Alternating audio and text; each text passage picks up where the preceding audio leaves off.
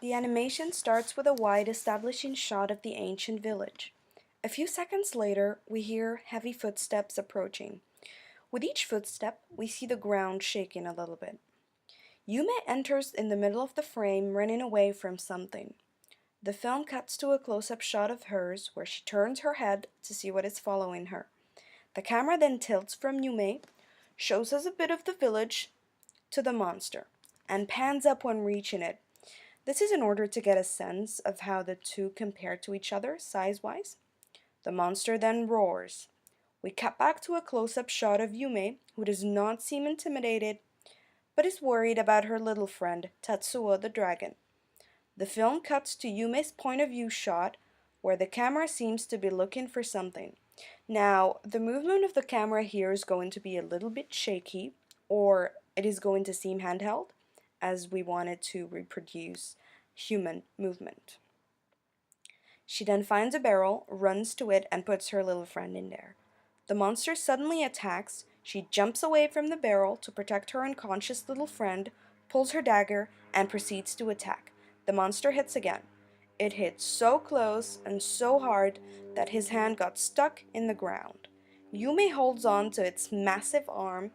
The monster, angry, pulls from the ground, moves its hand so fast that Yume started sliding along the arm, reaching the fingertip, and then at the end falling on its shoulder. We then see a massive hand approaching. Now we wanted to visualize that by having a medium shot of Yume, and then not seeing the hand, but rather the shadow that it casts. So it's approaching Yume, and it's getting bigger and bigger. The animation now cuts to real life footage of the same hand, a less scary one, and a smaller shadow of Yume's grandma trying to pat her.